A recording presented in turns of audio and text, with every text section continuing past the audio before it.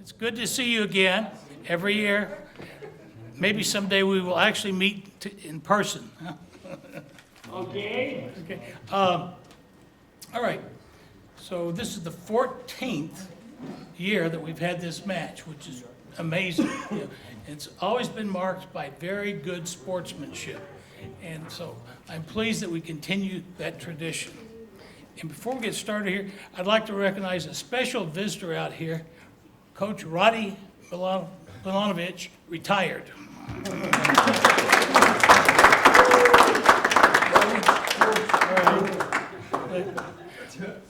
All right. Now I have the honor of introducing our provost, Dr. Inga Musselman. She is serving as the vice president of academic affairs. She has certain responsibilities. These include the hiring of the faculty, advancement of academic programs, budgeting, etc. She earned her PhD in analytical chemistry from the University of North Carolina at Chapel Hill. She's done postdoctoral work in Department of Materials Science and Engineering at North Carolina State University. She joined the faculty at UTD in 1992. She was a professor of chemistry. Then in 2008, she became associate provost. Then in 2015, interim provost. And finally, 2 years later, in 2017, provost. Dr. Musselman.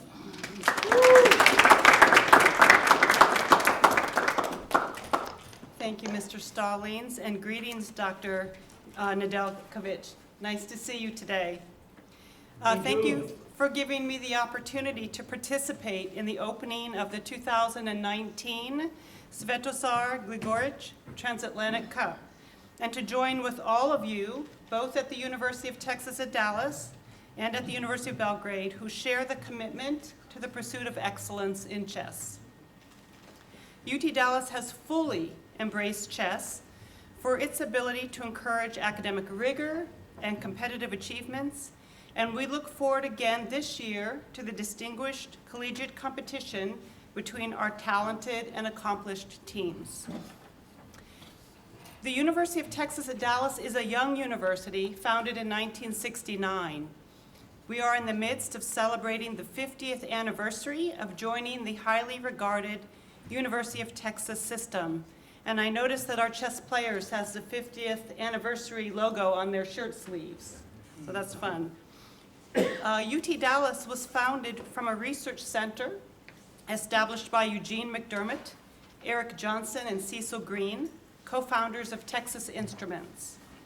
Our founders dreamed of establishing an educational and research enterprise in North Texas, modeled after the science and technology enterprises at MIT, Stanford, and the Institute for Advanced Study at Princeton. McDermott, Johnson, and Green wanted to create a university center dedicated to preparing highly educated scientists and engineers who would be motivated to work in the applied sector of North Texas's advanced technology industry. In addition, they supported the education of business leaders whose interests were national and international in scope, and they accomplished their primary goal. I am confident that our university's founders would be pleased to see what we have done with their vision, and I think they would be ardent supporters of our chess program because it is evidence of our intellectual prowess. Our beginnings were modest. Originally, the university's teaching was limited to graduate programs and then to upper-level undergraduate studies, that is, the junior and senior year of college. Consequently, to begin with, all of our students already held bachelor's degrees or were transfer students from other undergraduate programs.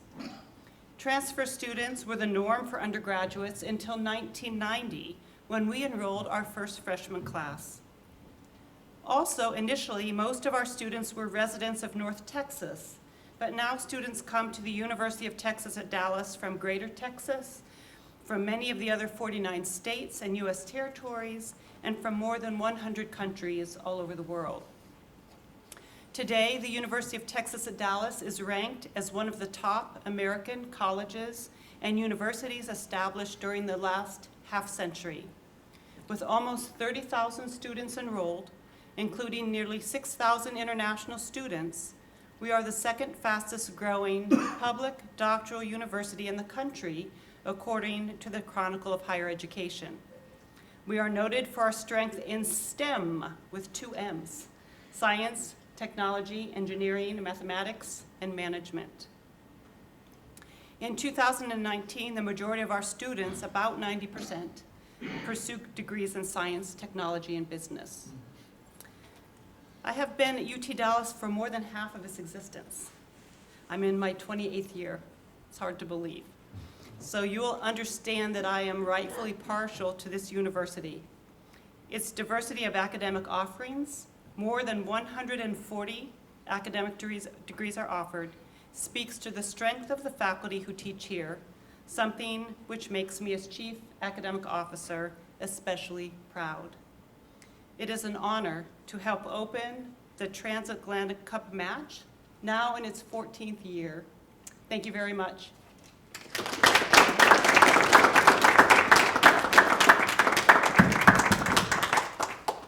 Thank you, Mrs. Musselman, for this nice presentation of the University of Dallas. So, we are very close with those data that you have presented to us, but I think maybe our rector will tell something about that.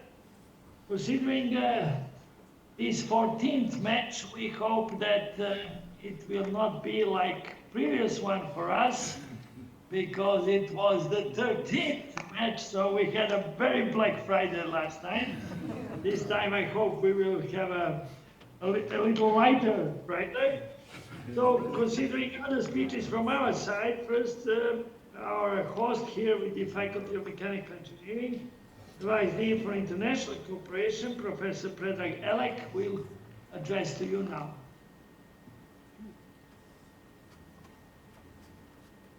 Thank you.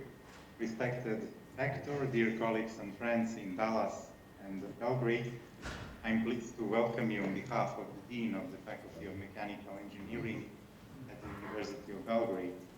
More than 4,000 students and 200 teaching staff, we are the largest educational and scientific institution in the field of mechanical engineering in this part of the world. It is our great pleasure to be again the hosts of the chess team of the University of Belgrade at the traditional Svetozar Gligoric Transatlantic Cup. These Fridays in the fall became a small annual celebration of chess and friendship. Being a mixture of game, sport, but also art and science, we believe strongly that chess really belongs to the university. It is fascinating how our beautiful ancient game, played using modern technologies, connects different universities, continents, and cultures. I would like to thank Professor Miloš Nedeljković and his team in Belgrade for tireless engagement in organization of this event. I wish all the players a good fighting spirit and inspiration for good moves. Although the Dallas team seems to be a big favorite today, the beauty of chess is in the fact that the results is often surprising. As for us, spectators, I'm certain that we will have entertaining and exciting 90 minutes. Thank you and enjoy.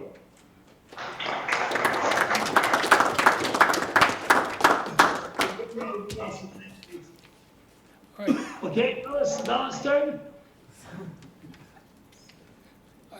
Now I'd like to introduce Dr. Vladimir Dragovic, who's professor and head of the mathematics science at UT Dallas. Thanks a lot, Mr. Stallings. Ja moram da kažem da, dobroveče Beograde, moram da kažem da zaista uživam u ovoj privilegiji da pozdravim moj rodni grad i moju alma mater, Univerzitet u Beogradu, na srpskom jeziku. Tako da, eto, pozdravljam rektorku Ivanku Popović, pozdravljam moje drage prijatelje, profesora Miloša Nedeljkovića i dragog kolegu i prijatelja, profesora Vladicu Andrića. Jako sam se obradovao kad sam video da ovaj vrstan matematičar i geometar i veliki šahista i popularizator šaha je sada na čelu naše ekipe u Beogradu. Tako da, eto, ja bih rekao da u ovoj divnoj tradiciji koja traje već 14 godina, rezultat je daleko manje važan od tog duha prijateljstva, zajedništva koji premošćava Atlantik i velike druge, da kažemo, razlike, ne samo geografske. Tako da ja bih poželeo obema ekipama da daju sve od sebe, pokažu dobru igru i nek pobedi ko je u ovom trenutku bolji, nije to toliko važno. Važno je da se ova divna tradicija, zahvaljujući gospodinu Stalingsu i gospodinu Nedeljkoviću, nastavi i nadam se da ćemo se vidjeti i iduće godine. Hvala vam puno i sve najbolje. Thank you. Very much thanks to Professor Dragovic, especially for this part is Serbian, so we enjoyed that much. Also, we are also very sorry because Djokovic lost today a very nice match to Federer, so we have a problem here. So, well, now it is your side and for your coach Sadora to introduce your team. All right, Grandmaster Julio Sador will now introduce our team.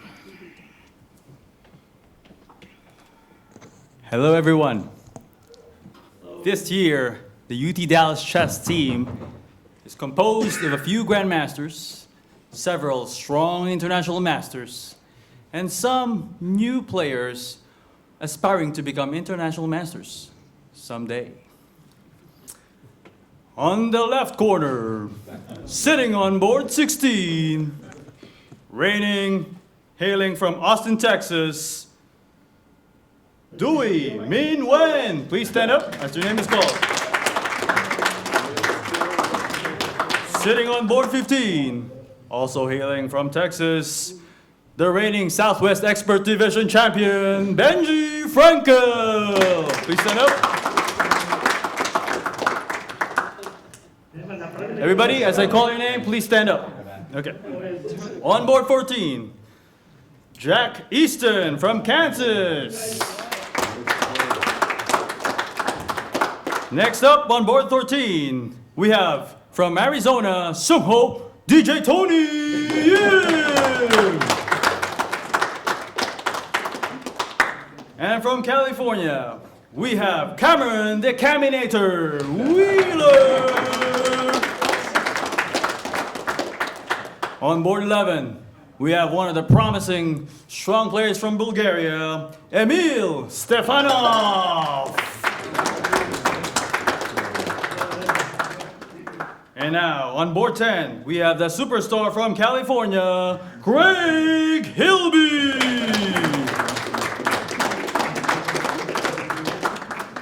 And all the way from Georgia, the real Georgia, we have Zura, the hype man, Javakadze. On board 8, from Israel, we have Elon, the Doctor, Nakar. On board 7, all the way from Spain, Angel Arribas Lopez.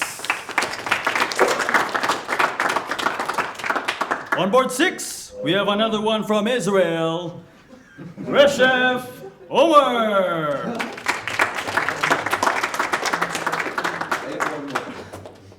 Another one, yet again from Israel, the newest addition to the team, Eyal Greenberg. That's changed countries.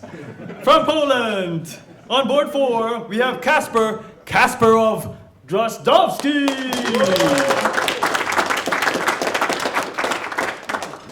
And now, for our top boards. On board 3, we have the solid yet vicious player from Lithuania, Titas Strimavičius.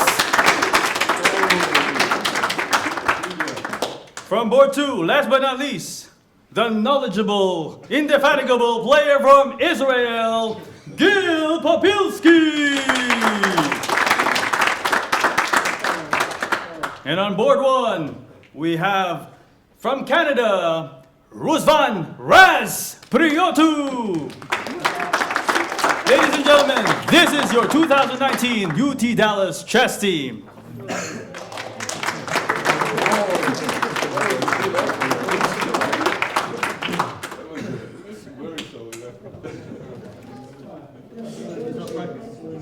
Okay, we are ready? No more players for Dallas? That's all today. Oh, we are eager to see one more. Okay, thank you for this nice introduction, which was with Echo. But now we will have our Professor Vladica Andrić, who will introduce our players. So I will turn the camera to the players, and he will be in between them. So let's do it carefully, in order not to lose the signal. So I think you can see Vladica now. And special hello, Professor Dragovic. I hope that you like my technical book.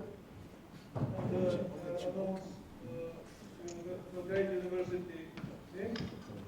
First born, international master, Vladimir Lukovic. As the second born, Mladen Rajkovic. Great born, national master, Lazar Nestorovic.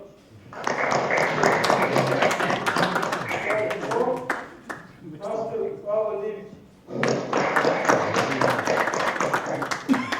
For five, Branislav Iskoski. Luka Vojinović.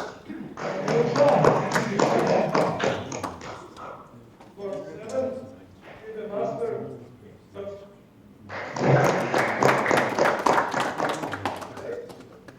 Savo Marković.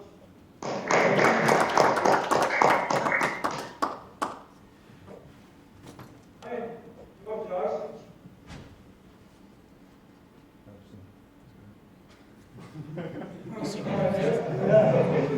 He will be coming, he will be coming.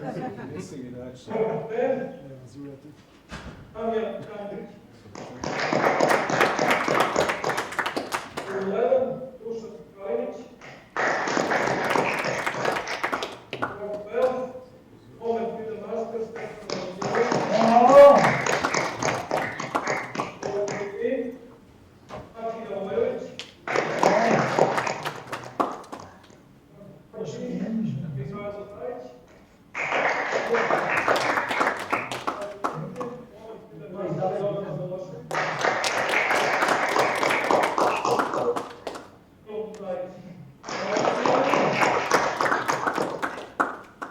okay, thank you. Now your floor.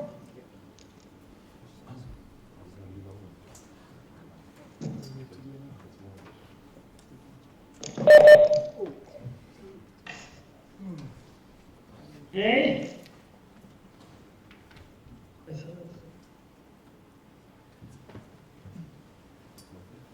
We're waiting for your judge, for arbiter Young, to say a few words All right, about the I'm rules. sorry, yes. The arbiter representing the Belgrade team is Brian Yang, and he will talk a little bit about the match rules.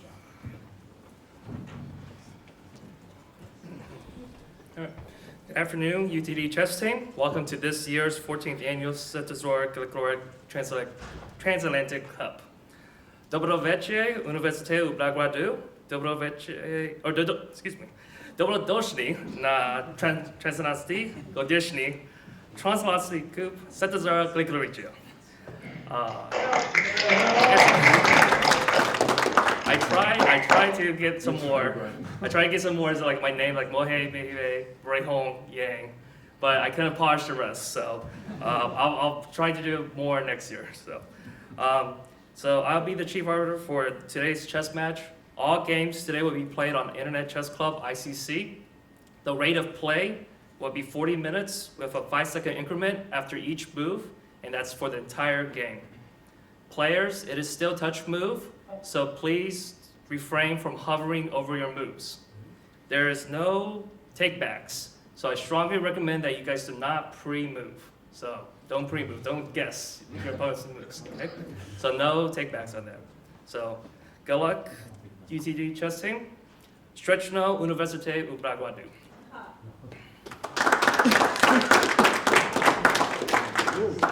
Thank you very much. Now I will just ask our coach to say a few words about the rules in Serbian, so then we will give the floor to our rector.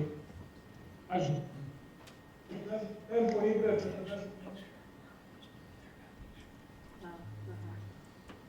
Većina glasova. Trener priču prema vama. Rezultat se prijavljuje.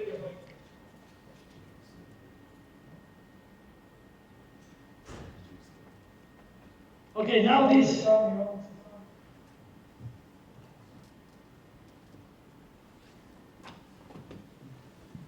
Okay.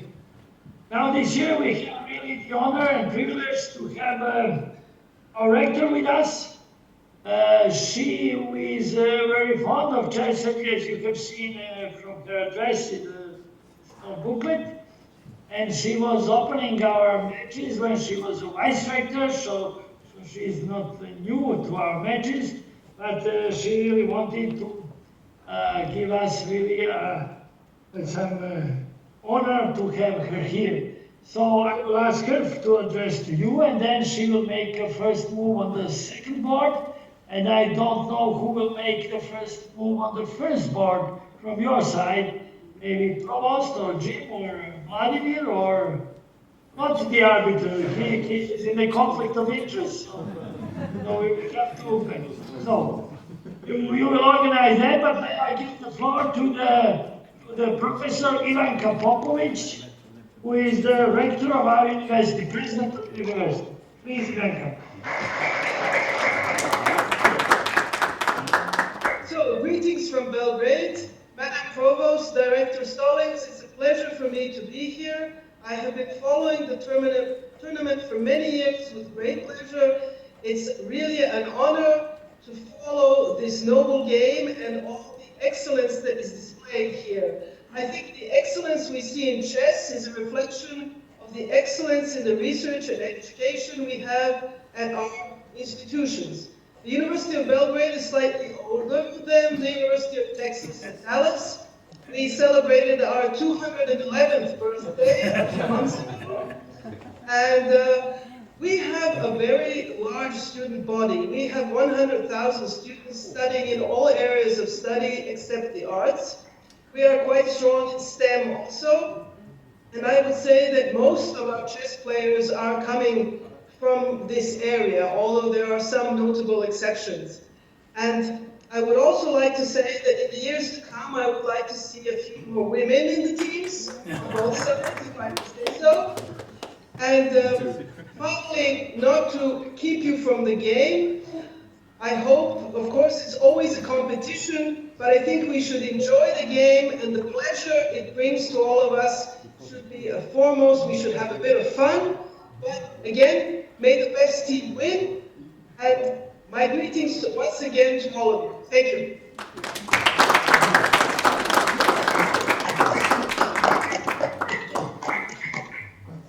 Thanks to our rector and as the president of the university, we hope next time we will also see yours. Okay, we have something about 5 minutes or... Yeah, just enough time to make some pictures.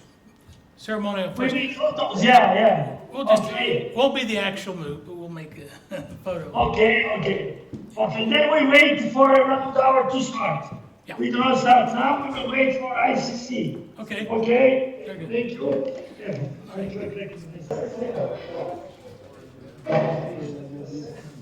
Coach.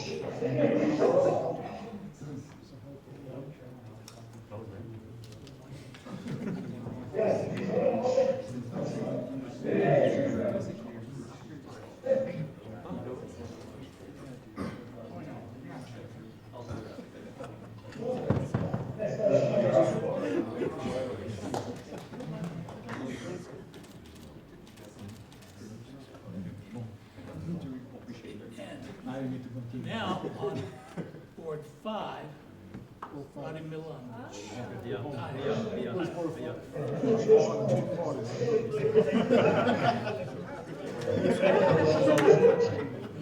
Come jako radi su prisutno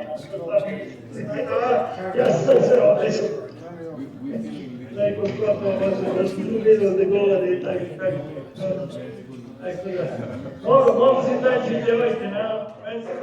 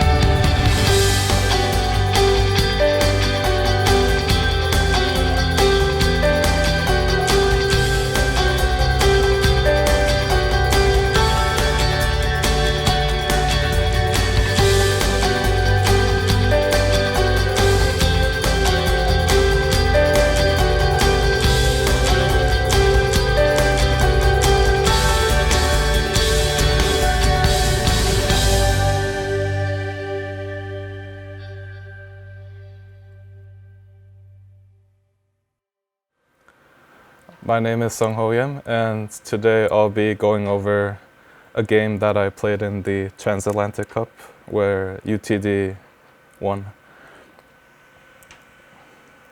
So I'm playing white here. D4, knight f6, c4, e6, knight c3, bishop b4. So we get a Nimzo Indian, and I played a lot of different moves here, but in this particular day, I decided to go for, I'd say, the main line, which is queen c2. There's two main moves for black here, castles or d5, and my opponent chose d5. And this leads to positions where black tries to take advantage of this queen c2 move, because queen c2 isn't really a developing move and black tries to get rapid development.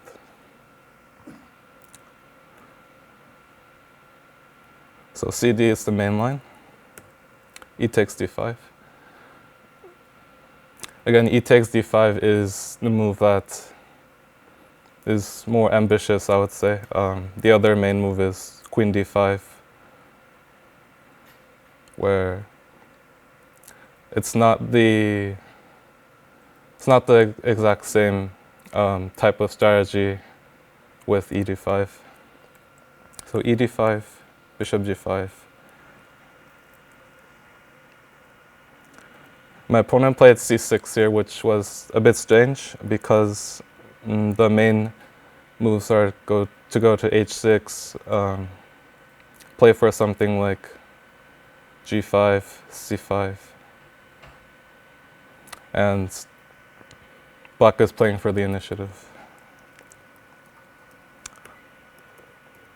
So c6 here already is, it was a pleasant surprise because, after c6 now there is no more c5 because black would have to waste tempo.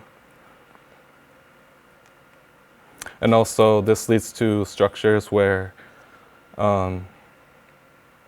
Usually the bishop is on e7 in this line, and with the bishop on b4, I feel it's a bit misplaced.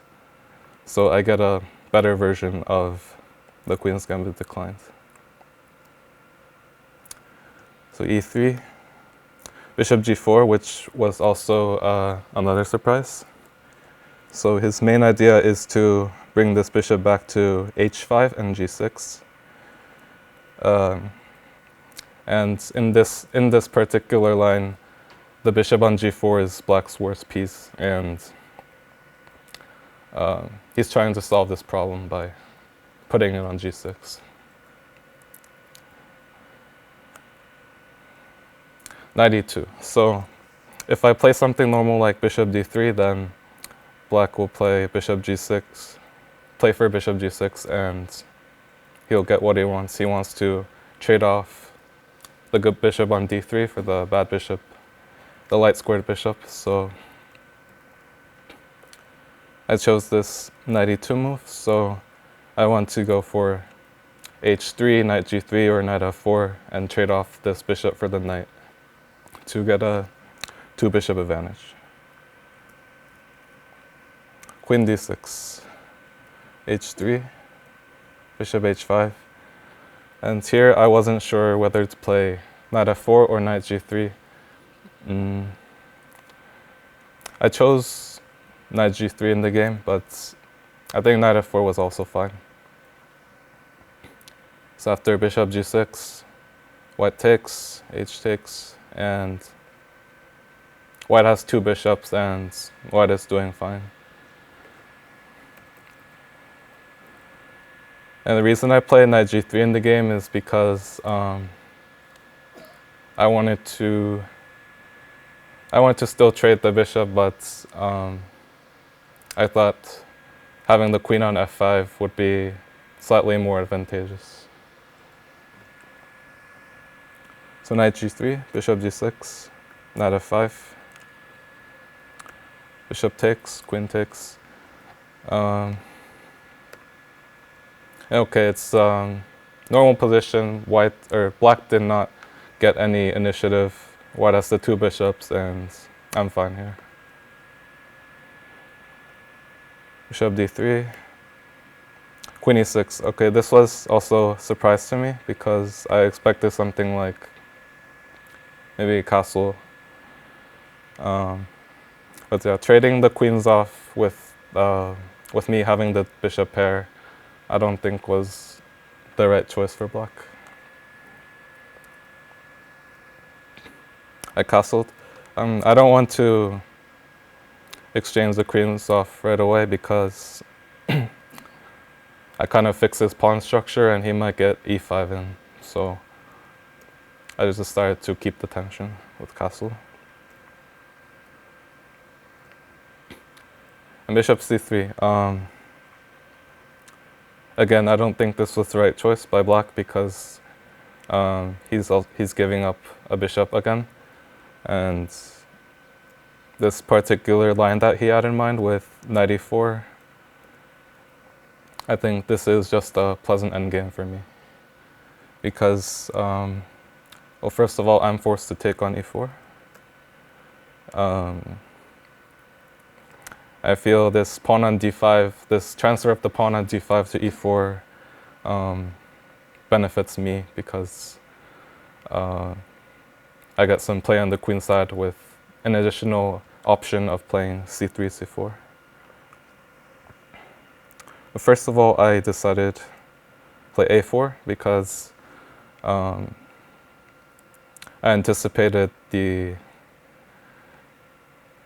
protection of the pawn with b6, and I would play a4 anyway. So I wanted to play a4, that in case if b6, then maybe I have a5. So a4, b6, c4. Idea of c4 is to protect the b5 square, so that if I play a5, then there's this additional option of playing cb5. So c4, castle, rook b1. Again, putting more squares, putting more pieces on the b5 square. c5 and a5 finally, because black cannot push the b6 to b5 anymore. And this a5 is good because I want to trade off this isolated pawn. Rook c8, d5. So with rook c8, black's threatening to take on d4, which hits the c4 pawn. And I didn't see any good way to protect it by other means. If I play rook a4, black can even maybe take on a5, so that if I take, then black has cd4 and takes on c4. So d5, this also creates a pass pawn for me. And I didn't see a way for black to take advantage of this push. Like, let's say knight e5 doesn't work because the b6 pawn is falling. So f6, bishop f4. I was happy with this inclusion because so knight e5 now is met by bishop takes e5. King f7 and f3. So if black takes the pawn on f3, then I can take, and I have more pawns in the center. I can push for e4. He played rook e8 here, which I don't think was good because the rook is, at the moment, it's protecting the a8 rook in case of a takes b6. Because here, if black takes on e4, then I can take on b6. And black can't take back because of the pin. I just win the a8 rook at the end.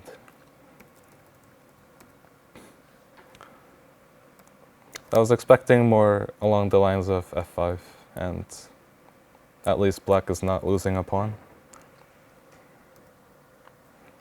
The rook e8, I took the pawn. g5, and I spotted this nice tactic with e5 because, again, there's too many concrete issues with the a8 rook. So the idea is if f e5, then g5 is falling. And if knight e5, then there's the same issue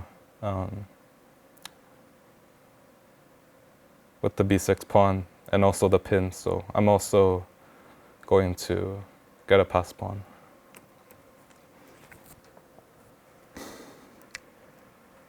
So he took the bishop and e6, king e7, and the normal recapture with e d7, king f7, e4, rook e4. This is probably still winning, but I didn't want to make his rook active, and I decided to go for the line which gives less counterplay for black, which is ef4. And at the moment, I only have 2 pawns for the piece, but I'm getting it right back on the next move with ab6. And with the pass pawn on e6, this is more than enough for the piece. Knight f8. I take the pawn back. And it should be winning for whites, but I have to be slightly careful in case of any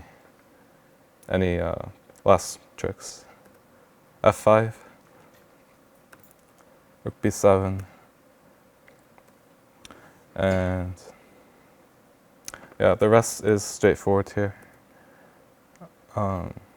Reason I chose rook f7 is because maybe if I recapture, then black has knight e6. Of course, it's still winning, but I mean, just to avoid any counterplay. Rook f7 and hg4, h6. I just bring the king in, and by sacrificing the knights, white is up only one pawn at the moment, but I'm winning it right back. Rook c7, and eventually convert it here.